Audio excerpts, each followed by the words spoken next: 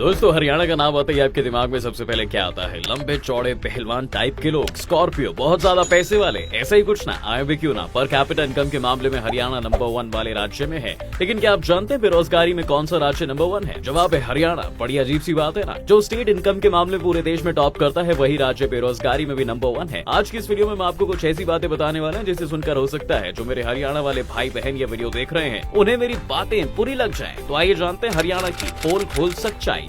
देखिए दोस्तों, जब देश आजाद हुआ तब तक तो हरियाणा बना भी नहीं था, ये पंजाब का ही एक पार्ट था।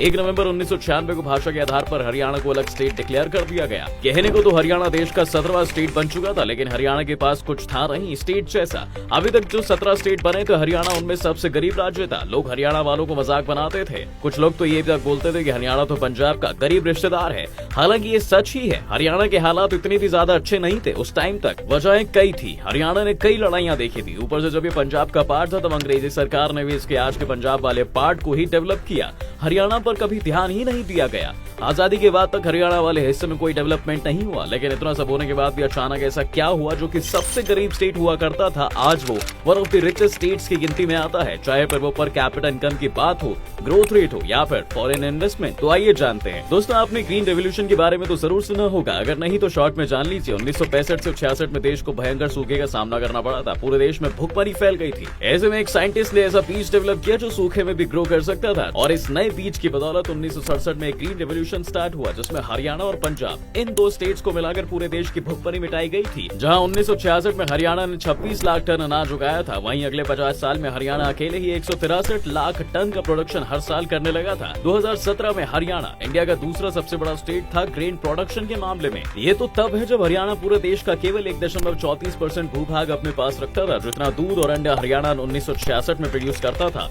अगले 50 साल में इसने 163 गुना अंडे और 5 गुना दूध का प्रोडक्शन कर दिया। इस ग्रीन रेवोल्यूशन के साथ साथ एनिमल हस्बेंड्री जैसे सेक्टर भी डेवलप हुए, जिससे लोगों की इनकम तो बढ़ी है, साथ ही में माइग्रेंट वर्कर्स को भी यहाँ पर काम मिलने लगा। हरियाणा के लोगों का न्यूट्रिशन भी इम्प्रूव हुआ, जिसका असर आज साफ देखने को मिलता है। अगर आप हरियाणा से हैं या फिर कभी हरियाणा गए हैं तो आपने देखा होगा कि यहाँ के लड़के लंबे और चौड़े किसी बाउंसर की तरह दिखते हैं। लेकिन सिर्फ एग्रीकल्चर की वजह से हरियाणा इतना अमीर नहीं हुआ दोस्तों। अगर आप कोई गाड़ी, मोटर बाइक या ट्रैक्टर चलाते हैं तो बहुत ज्यादा चांसेस हैं कि उसकी मैन्युफैक्चरिंग हरियाणा में ही हुई हो। जी हाँ, ये बिल्कुल सच है।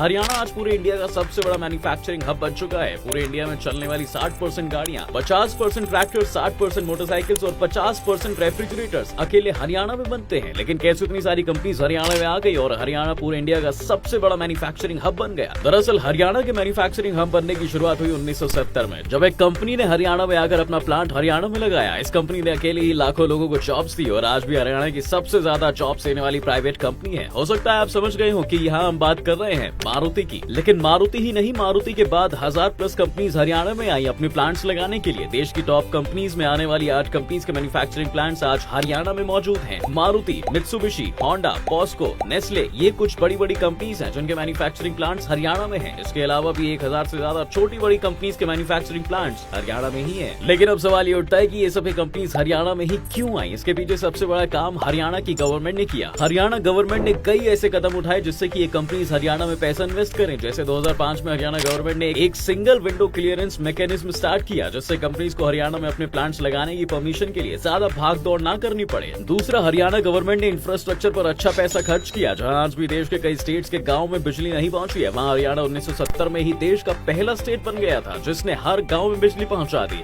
तीसरा कारण यहाँ का इंफ्रास्ट्रक्चर है, जो कि इन्वेस्टमेंट का सबसे बड़ा रीजन है। जी हाँ, हरियाणा ने कुछ ही सालों में एक बेहतर इंफ्रा तैयार कर रोड्स का जाल अपने पूरे स्टेट में फैला दिया, जिसका फायदा कंपनीज को ये मिला कि तैयार माल को वो जल्द से जल्द किसी दूसरी जगह पहुंचा सकते हैं। चौथा कारण है दिल्ली का पास होना। कंपनीज को ऐसी जगह लैंड एक्वायर करनी थी जहां उनकी जरूरत पूरी हो सके। ऐसे में दिल्ली ही उनके लिए बेस्ट ऑप्शन था। लेकिन दिल्ली में लिमिटेड स्पेस होने की वजह से इन कंपनीज ने हरियाणा की तरफ अपना रुख कर लिया, क्योंकि ये दिल्ली के नजदीक था। यहाँ जगह भी बहुत थी और दिल्ली के मुकाबले जमीनें भी सस्ती थी। लेकिन आज ऐसा नहीं। अगर आपको गुड़गांव या फरीदाबाद जैसे शहर में कोई जमीन, घर या फिर दुकान खरीदनी है तो उनकी कीमतें दिल्ली से भी आज महंगी है। आज हरियाणा का 50% एरिया नेशनल कैपिटल रीजन में आता है। हरियाणा की बेहतर इंफ्रास्ट्रक्चर की बदौलत इंडस्ट्रीज में ही नहीं, टेक और सॉफ्टवेयर कंपनीज भी हरियाणा आने लगी, जिसकी बदौलत आज गुड़गांव इंडिया का फास्टेस्ट ग्रोइंग IT हब है। हरियाणा का सॉफ्टवेयर एक्सपोर्ट 2016 तक 42,000 करोड़ से ऊपर हो चुका था। माइक्रोसॉफ्ट, HCL, गूगल, सैमसंग जैसी सभी टेक कंपनीज के ऑफिसेज आपको हरियाणा के गुड़गांव डिस्ट्रिक्ट में मिल जाएंगे। यहाँ की साइबर सिटी में अगर आप जाते हैं तो आपको आपको लगेगा कि आप किसी फॉरेन कंट्री में आ गए हैं। यहाँ तक तो सब सही था, हरियाणा की कहानी बहुत अच्छी चल रही थी, लेकिन यहाँ एक प्रॉब्लम थी। 2017 में अचानक से हरियाणा में बेरोजगारी की समस्या शुरू हो गई। मई 2017 में जहाँ अनएम्प्लॉयमेंट रेट 4% था, वहीं अनएम्प्लॉयमेंट रेट अगस्त 2017 में यानी कि सिर्फ 3 महीने में ही बढ़कर 14% हो गया। 2018 आते आते ये अनएम्प्लॉयमेंट रेट 20% तक पहुंच गया। अब इसके पीछे क्या वजह है, हरियाणा की गवर्नमेंट या खुद हरियाणा की जनता? देखिए, वजह कई है। इस अनएम्प्लॉयमेंट के पीछे गवर्नमेंट तो है ही, लेकिन हरियाणा का यूथ भी इस अनएम्प्लॉयमेंट के लिए कम जिम्मेदार नहीं है। हो सकता है जो हरियाणवी भाई बहन इस वीडियो को देख रहे हो उन्हें शायद थोड़ा बुरा लग जाए, लेकिन हरियाणा में एक बीमारी फैल रखी है और इस बीमारी का नाम है गवर्नमेंट जॉब्स। कुछ लोगों को लगता है कि अगर उनके पास गवर्नमेंट जॉब है तो सब कुछ है उनके पास, चाहे फिर वो एक डी ग्रुप की कोई 15,000 की नौकरी ही क्यों ना हो, लेकिन होनी चाहिए सरकारी। संकेत और अमित नाम के दो दोस्तों ने एक साथ रहकर 10 साल तक गवर्नमेंट जॉब्स के लिए प्रिपरेशन की। प्रिपरेशन भी वो किसी जॉब के लिए नहीं कर रहे थे कि उन्हें कोई IAS बनना है या फिर उन्हें कोई पुलिस ऑफिसर बनकर देश की सेवा करनी है। उनका मकसद बस इतना सा था कि उन्हें एक सरकारी नौकरी मिल जाए, फिर चाहे वो किसी भी डिपार्टमेंट में किसी भी क्लास की हो। अब जरा सोच कर देखिए, अगर अमित और संकेत 10 सालों में से अपना 1 साल किसी चीज को सीखने में दे देते जहाँ वे अपने अंदर कोई स्किल डेवलप कर पाए, तो आज वे लोग शायद अच्छा पैसा कमा रहे होते। खुद हरियाणा गवर्नमेंट ने भी एक्सेप्ट किया है कि हरियाणा के यूथ के पास सही स्किल सेट नहीं है। इसी वजह से 2023 से 24 के बजट में हरियाणा गवर्नमेंट ने 250 करोड़ रुपए का बजट ऐड किया है, जिसका इस्तेमाल सिर्फ हरियाणवीज का स्किल अपग्रेड करने में होगा। लेकिन ये जिम्मेदारी सिर्फ सरकार की ही नहीं कि वो स्किल्स अपग्रेड करे, हरियाणा के यूथ को भी समझना होगा कि अगर आपको अच्छा पैसा कमाना है तो कुछ ना कुछ स्किल तो आपके अंदर होनी ही चाहिए। फ्यूचर में जॉब सिर्फ स्किल बेस पे होंगी। और वैसे भी जरा सोचकर देखिए कि गवर्नमेंट कितने ही लोगों को गवर्नमेंट जॉब दे सकती है। गवर्नमेंट जॉब्स लिमिटेड हैं, लेकिन एक अच्छी स्किल के साथ अच्छा पैसा कमाया जा सकता है। अब हरियाणा में जो गवर्नमेंट जॉब्स मिल भी रही हैं, उनका हाल ऐसा है कि कोई भी पेपर होता है तो वो होने से पहले वो लीक हो जाता है, जिसके पीछे सबसे बड़ा कारण है हरियाणा का पेपर माफिया। हरियाणा में दोस्तों ऐसे बहुत सारे गैंग्स एक्टिव हैं जिनका काम ही पेपर लीक करना है, और ये गैंग्स हरियाणा के ही नहीं बल्कि दूसरे स्टेट्स में भी पेपर लीक कर रहे हैं। ये गैंग सिर्फ गवर्नमेंट जॉब्स रिलेटेड एग्जाम्स में ही नहीं बल्कि एंट्रेंस एग्जाम्स तक के चीटिंग करा रहे हैं, जैसे हमारे MBBS वाले मुन्ना भाई किया करते थे, जिस वजह से एग्जाम्स कभी टाइम पर हो ही नहीं पाते हैं। एक रिपोर्ट बताती है कि हरियाणा में हर साल 2.5 लाख युवा बच्चे गवर्नमेंट जॉब सर्च कर रहे होते हैं, जिनमें से 1 लाख बच्चे हर साल ओवर एज हो जाते हैं क्योंकि गवर्नमेंट ढंग से एग्जाम ही कंडक्ट नहीं कर पाती है। अब हरियाणा के लोग प्राइवेट जॉब्स पे इसलिए भी नहीं जाते क्योंकि वे चाहते हैं कि उन्हें बिना किसी स्किल के, बिना कोई काम किए एक अच्छी सैलरी की जॉब मिले, वो भी पहले दिन से। ये कोई इंटर्नशिप या ट्रेनिंग नहीं करना चाहते, इन्हें सीधे 1 लाख की नौकरी चाहिए। हरियाणा के लोग चाहते हैं कि उन्हें एक अच्छी सैलरी जॉब मिल जाए। अब हो ये रहा है कि हरियाणा का यूथ ना तो खेतों में काम करना चाहता है और ना ही कम पैसों की नौकरी, और वो बेरोजगार ही रह जा रहा है। तीसरा कारण है जिसे हम बोलते हैं लेबर फोर्स पार्टिसिपेशन रेट। ये इतना बड़ा नाम सुनकर घबराइए मत दोस्तों, ये बस इकोनॉमिक्स की एक टर्म है जिसका सिंपल सा मतलब है कि कितने % लोग काम करना चाहते हैं और कितना नहीं। और हरियाणा में ये परसेंटेज पूरे देश के मुकाबले सबसे ज्यादा है, जिसका मतलब ये है कि हरियाणा में सबसे ज्यादा लोग ऐसे हैं जो काम करना ही नहीं चाहते। अब चौथी और सबसे बड़ी समस्या हरियाणा में दूसरे स्टेट्स में आकर काम ढूंढना। आज के टाइम पर पूरे देश के लगभग हर स्टेट का एक बंदा आपको गुड़गांव, फरीदाबाद जैसे सिटीज में काम करता मिल ही जाएगा, जिसमें उत्तर प्रदेश, बिहार, राजस्थान और मध्य प्रदेश सबसे आगे है। इन चारों स्टेट्स के लाखों यंग बच्चे हरियाणा में जॉब्स करके पैसा कमा रहे हैं, वो भी अच्छा खासा। लेकिन हरियाणवी यूथ हरियाणा में ही रहकर वो पैसा नहीं कमा पा रहा है। अभी फिलहाल इस चीज का सबसे बड़ा एग्जाम्पल कोविड पैंडेमिक में देखने को मिला था, जब 2020 में प्रधानमंत्री मोदी ने लॉकडाउन अनाउंस कर दिया था।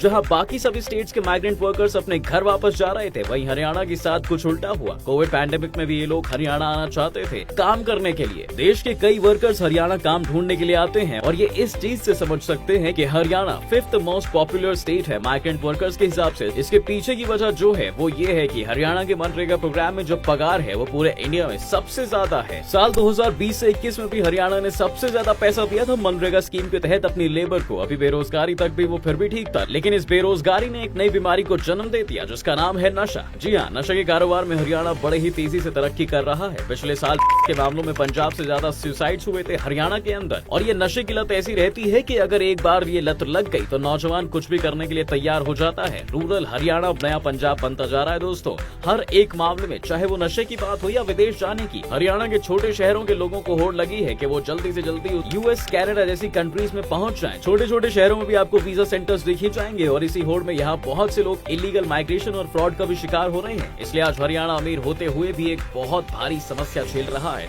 जिसका समाधान गवर्नमेंट और यूथ दोनों को मिलकर करना होगा। किसी एक से इस पूरी समस्या का समाधान नहीं हो सकता, इसलिए हरियाणा के यूथ को भी ये बात समझनी पड़ेगी और कुछ सॉल्यूशन जरूर ढूंढना होगा। हो सकता है कुछ हरियाणवी नौजवानों को मेरी बात अच्छी ना लगे हो, लेकिन ये सच्चाई है दोस्तों आज हरियाणा की। फिलहाल वीडियो अगर अच्छा लगा हो या फिर कुछ नया जानने को मिला हो तो वीडियो को लाइक और शेयर जरूर कर दें। धन्यवाद।